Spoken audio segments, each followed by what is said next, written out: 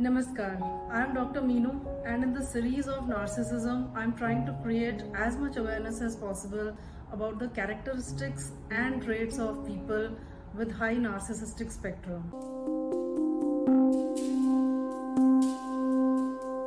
The reason is, if you get entangled and enmeshed into a narcissistic dynamic, you really wouldn't understand for several months, years, decades that you are in a toxic cycle, toxic abusive cycle, which is draining your energies, which is making you devalue yourself, which is making you self-doubt yourself, which is giving you a feeling of anxiety, chronic stress, and somehow playing havoc on your overall mental health.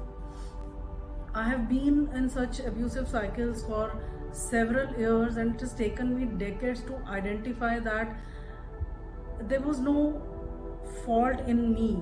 There wasn't that big fault in me as it was projected and gaslighted on me.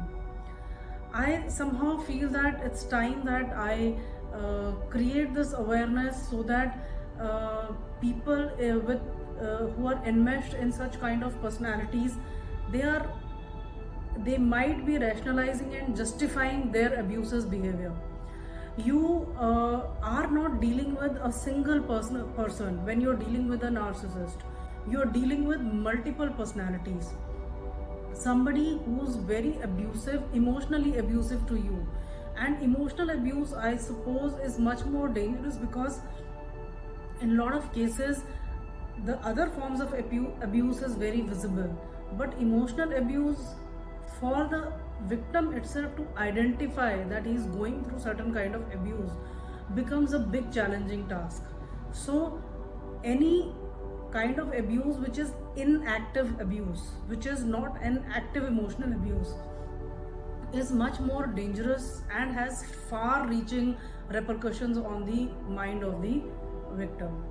So when an abuse is invisible and it is difficult for the victim itself to identify, it becomes very challenging for the victim to seek help from outside, and they remain stuck in such abusive relationships without knowing that the problem does not lie in their behavior.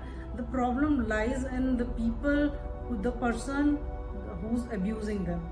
And therefore it is very important that we have as much awareness and understanding of these characteristics and traits of these people, so that we understand how to identify these behaviors and accept that we are in an abusive cycle, and also seek help from outside. So in today's, if you're liking my content, please hit like and subscribe button. As I said, it does something to the algorithm of the channel, and the video reaches out to more people. In today's episode, I am covering a specific topic of, do people with high narcissistic traits or high narcissistic spectrum compliment and praise people around them? The reason I'm asking and seeking answer to this question is, in several cases we define narcissistic people as people who have a lot of shame emanating from their childhood programming, childhood faulty parenting that they received from their parents. The parents were very abusive, extremely critical, and pointing out every mistake that they observed in their kids and shamed them. The behavior can manifest in two forms. One is narcissistic and another is codependency. Codependency is again a very dangerous one, which I cover in different playlists. In this particular playlist of narcissism, I am trying to tell you that the childhood programming or the childhood abuse kind of makes these narcissists lose their empathy. They lose the ability to feel apathic about people around them, and only what they learn is that to survive in this tough environment, they have to protect themselves by manipulating and controlling people. Easy as it may sound right now, but if you ever have been in a relationship with a narcissist, you will know how confusing it is, how damaging it is, how it messes up your brain, and it completely makes you lose your self-worth and self-esteem. And therefore, the more you understand these traits, the better you are equipped to either deal with these people or walk away at the right time. So in today's episode, when I speak about how why would they compliment, do they compliment, and if they do, why would they compliment? Before I start with this, there are two very specific things which I need to tell you about compliments. I would rather like to use the word flattery, because number one, narcissists do not give genuine compliment. Anything that comes from narcissistic mind is fake. So anything that they are admiring you for, complimenting you for, praising you for, has an ulterior motive behind it. So it is not that they're complimenting you for your genuine talents or genuine looks or whatever you hear from their mouth. They are complimenting you because there is an ulterior motive behind this, and therefore these compliments are not genuine compliments, they are fake compliments. So that you have to remember. And secondly, as I already said, the compliments have a ulterior motive. So there's some reason behind it because of which they start complimenting you. So let's understand one by one as to in what conditions they would compliment and what could be the reason behind these compliments. Now, in the first stage, when a narcissist starts complimenting you, more specifically, that would be love bombing stage. I have already covered it in one of the videos. I'll quickly go over it. Love bombing stage is when narcissist sees some supply or victim for the first time, and he gets an instant rush in his blood. He wants to get close to the person as soon as possible. He wants to bring that person in his energetic aura as soon as possible. Doesn't want to waste time. As quickly as his dopamine level goes up, it comes down suddenly.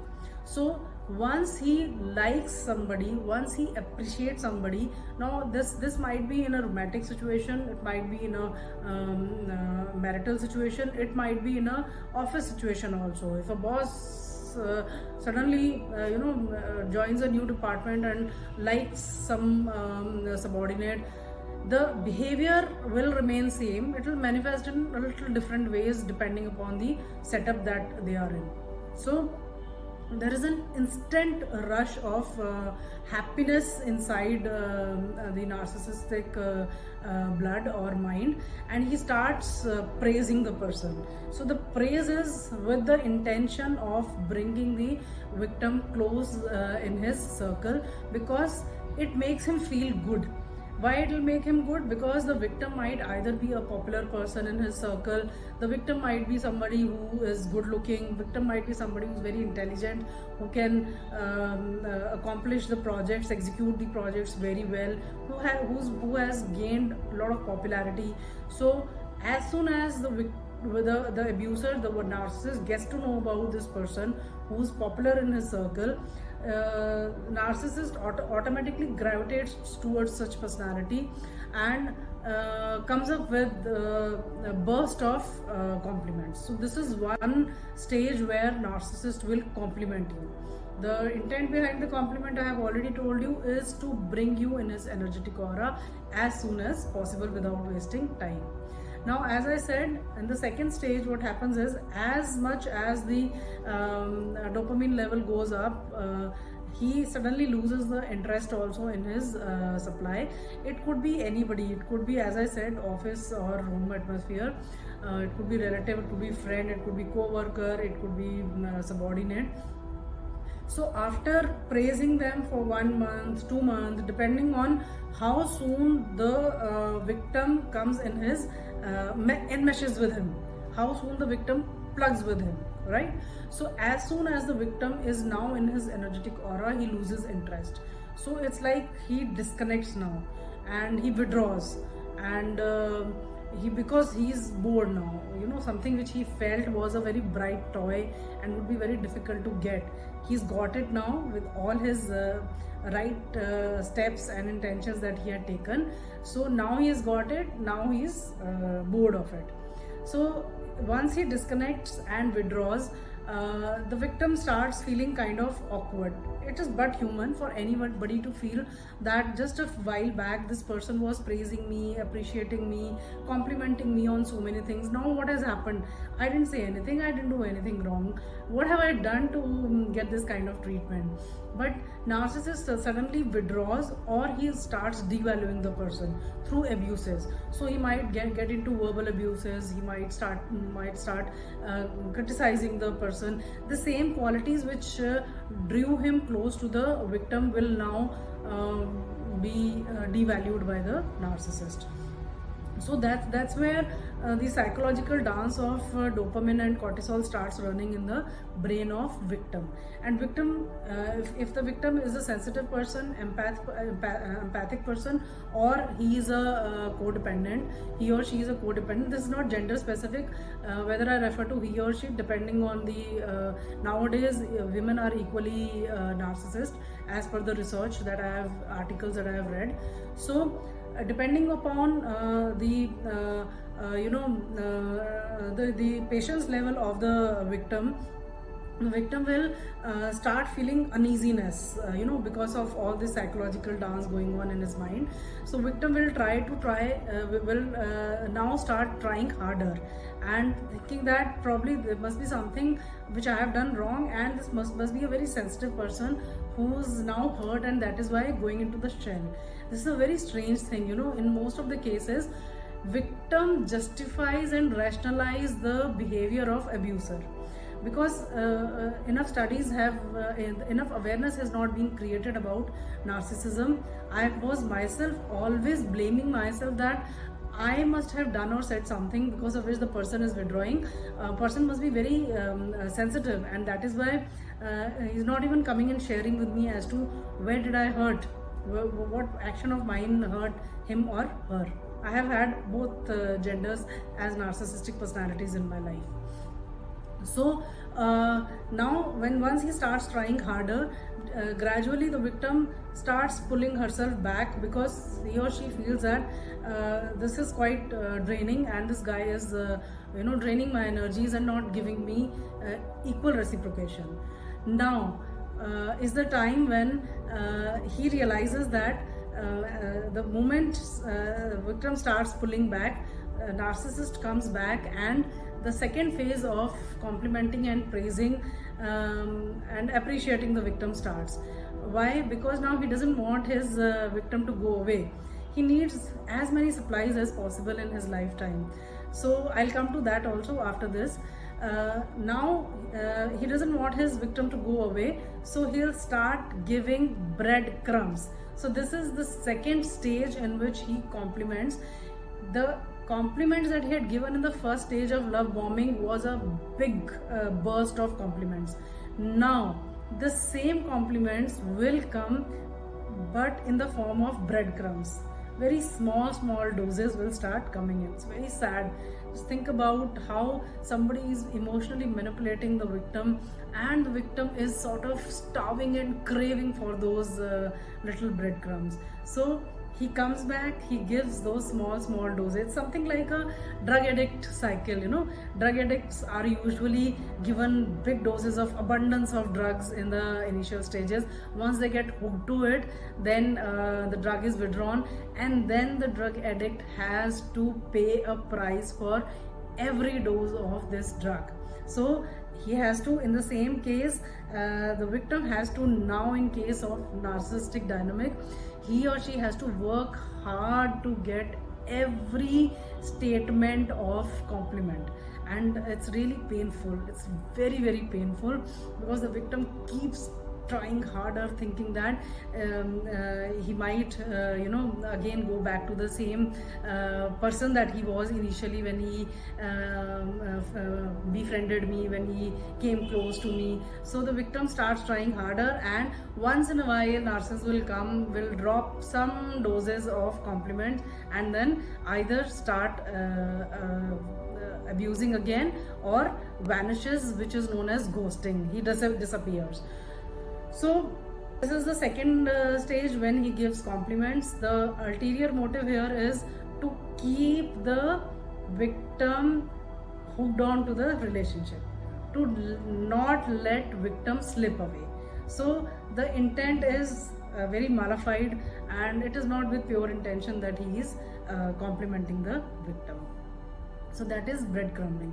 The third stage is this cycle keeps repeating, this cycle of love bombing and breadcrumbing. It keeps repeating, and then abuses could be in the form of silent treatments. Abuses can be in the form of verbal abuses, physical abuses, God forbid, should not happen to anyone. But after each abuse, he'll come back and give some kind of breadcrumb. Now in the third stage, what happens is, because these cycles become too repetitive, so some of the victims, at some point of time, they realize that there's something very off about this relationship. This is kind of very disturbing to be around this person. He does not respect me, he does not respect my emotions, and whenever he does appreciate me, compliment me, it is always followed with abuses. So if the person is, usually that is the reason it becomes very difficult for a person to come out of such relationships, because those breadcrumbs, those compliments which were thrown, they feel like just enough to let you stay in the relationship. That is why it is very complex for people to even identify. For decades people stay in such relationships. So now in the third stage, when a victim realizes that I'm done, I have had enough, and it's been 1 year, 2 years, 3 years, or whatever, it's too much now, I want to get out of this relationship. So when the victim finally starts disengaging energetically, or try to walk away physically, tangibly from the relationship, he senses, the narcissist senses. There's something about the narcissistic people, they have that sixth sense, they smell the victim and their actions. So when they sense that this person is now walking away, that's when the third stage of complimenting comes, which is known as hoovering. Now they start hoovering the victim back into their energetic aura, or in their starts trying to fuse them into their relationship. This is another analogy which is given in some book I read. They have a shelf in which a lot of supplies are being kept. All these supplies were love bombed at some stage, so they never like to permanently discard anybody. They love bomb their supplies, and after getting bored, they keep them on the shelf, and from the shelf, it's like toys, that they keep on the shelf. They bring back the toy at any point of time when they're getting bored, and then they have no new supply, no excitement in their life. They're always outward looking. So when there's no new supply around in their energetic aura or in their energetic space, they just pull back the old toy or the old supply, play with them for some time, and then keep it back on the shelf. So come what may, whatever the cycles I keep telling you, love bombing, devaluing, discarding, all that is done to be repeated again. It's not that it is discard is permanent. Discard is never permanent. So on the shelf they keep all their supplies, and one by one they pull one supply and then play with them for some time and then keep it back. So and these supplies are usually highly sensitive people. We call them HSPs, highly sensitive people, or empaths. So these empaths, they keep questioning themselves.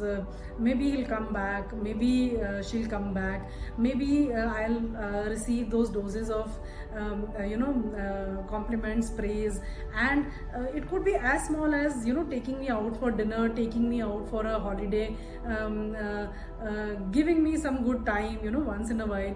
That is the kind of mentality the victim keeps. So victim has no idea that there are several supplies that he's already kept, and one by one he is using and following the same cycle with every victim. It may be a boss, it may be a your married spouse, it may be a spouse you're married to, or it may be a romantic partner, or it may be a friend also. You know, if you identify those patterns, you can see those patterns in anyone, your co-worker, your friend.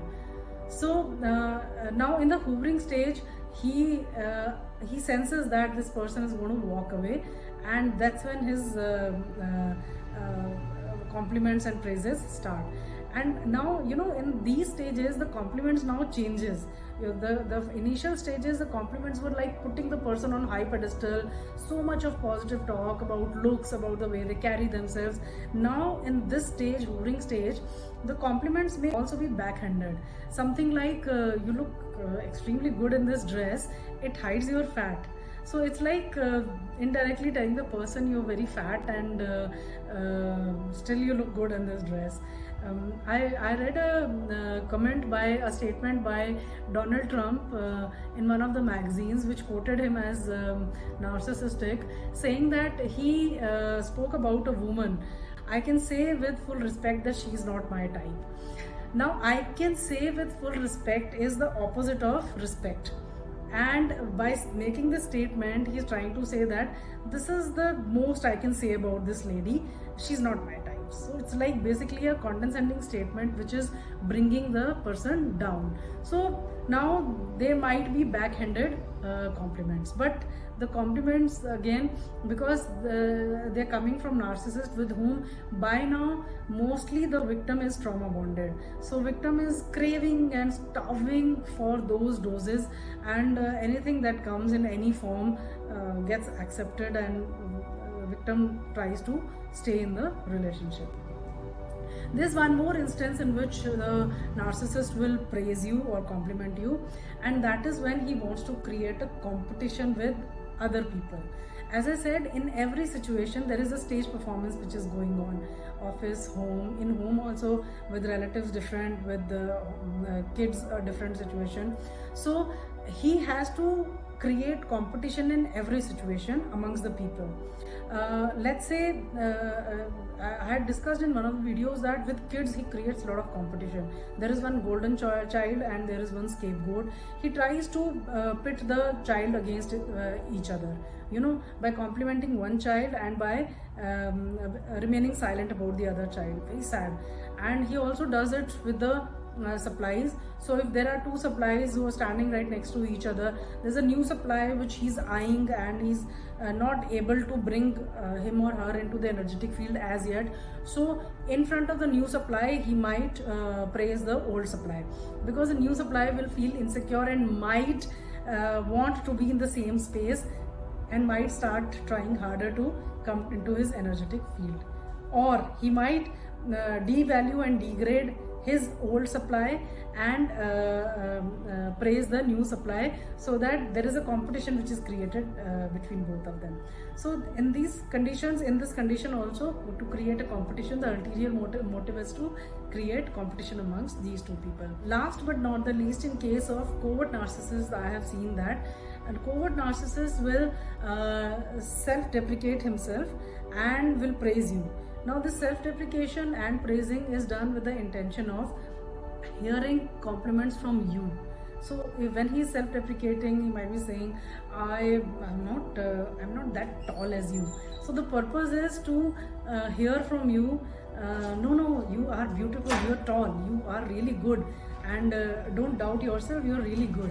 There is an ulterior motive behind all of these statements, and this is all done with an intent.